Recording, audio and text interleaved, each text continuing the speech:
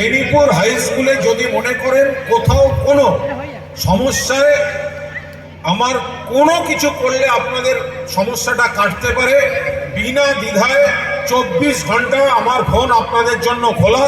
একটা হোয়াটসঅ্যাপ করে দেবেন, আমি আমার সাধ্যমতো এই স্কুলের পাশে দাঁড়াতে চেষ্টা করব।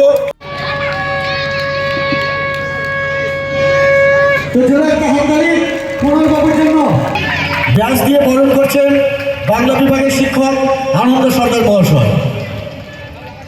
জোরে হাততালি দেবেন একটা।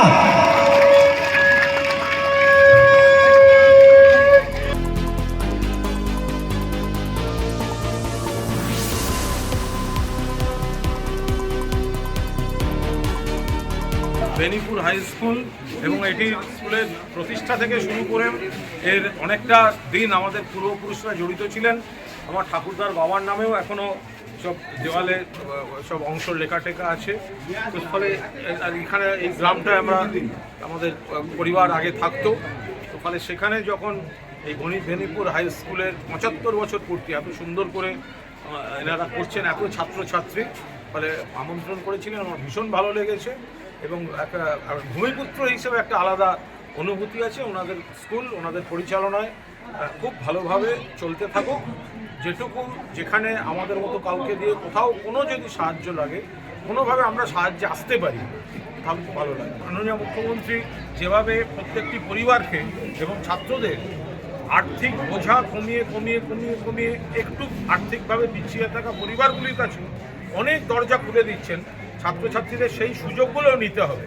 তাদের মেধা দিয়ে তাদের নিজেদের প্রতিষ্ঠিত হওয়া এবং বেনিপুর স্কুলের নাম আরও বড় করে ছড়িয়ে পড়ুক চারপাশে।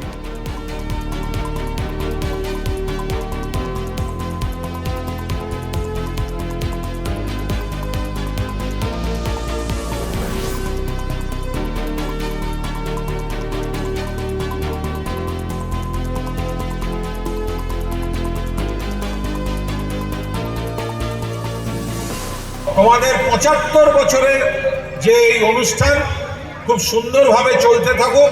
আমি এখানকার প্রধান শিক্ষক, ম্যানেজিং কমিটির সভাপতি, আরও যারা রয়েছেন সকলকে, শিক্ষক শিক্ষিকা সকলকে আন্তরিক অভিনন্দন, শুভেচ্ছা জানিয়ে আমার বক্তব্য শেষ করছি। উনি আগের বছরও এসেছিলেন আমাদের 74 বছরের সময়। তো আমাদের একটা দাবি ছিল, আমাদের ছেলে মেয়েদের টয়লেট নিয়ে একটা সমস্যা ছিল। সেই টয়লেটের কথা ওনাকে জানানোর সাথে সাথে উনি ব্যবস্থা নিয়েছিলেন। তো আমাদের ওই টয়লেটের টাকা এসছে, কিন্তু ফার্স্ট ইনস্টলমেন্টের কাজ হয়েছে, এখনও কিছুটা বাকি আছে। উনি এবার এসে কথা বলেছেন যাতে পরবর্তী যে ইনস্টলমেন্টগুলো পাওয়া যাবে এবং টয়লেটটা কমপ্লিট করবে। খুবই ভালো লাগছে, ওনার মতো একটা ব্যক্তিত্ব আমাদের স্কুলে এসছেন, আমাদের স্কুলেরও গর্ব, এই জন্য খুবই ভালো লাগে।